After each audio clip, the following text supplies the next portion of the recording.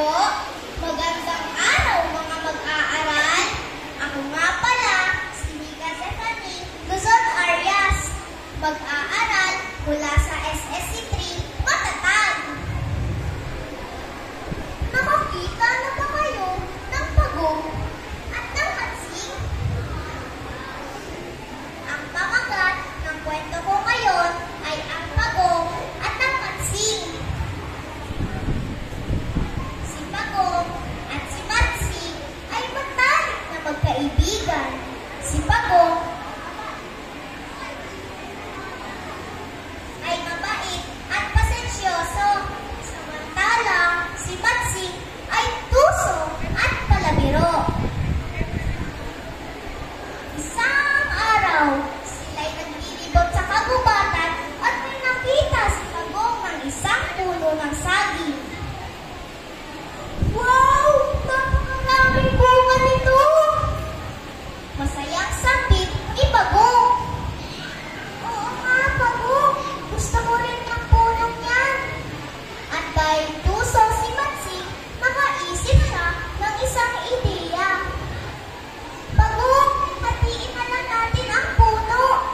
Sa akin ang itaas na bahagi at sa'yo naman ang ibabang bahagi. Pumayag naman si Pagong.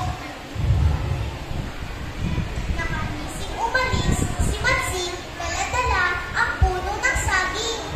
Maiisahin kita, Pagong! At yun ang akala ni Matsing. Nung lumipas ang maraming araw, nalanta ang puno ni Matsing. Naubusan na rin siya ng maraming bunga. Samantala, si Pagong ay ipinanim niya ang ibabang bahagi ng puno. Agad-agad umalis si Matsing para maghanap ng makakain nito. Aray! Ang sakit naman ng tiyan ko. Gutom na talaga ako. Samantala, si Pagong ay tuwang-tuwa na mabilis tumubo ang kanyang puno. Wow! Ang bilis naman tumubo ng aming puno. Hindi na talaga ako magugutom nito. Sa dami ng saging. Nalaman ito ni Matsing ng diskayado. Gutom na gutom ito at umalis na nagsisisi. Kaya lagi nating tatandaan na huwag tayong manlalamang ng ating mga kapwa.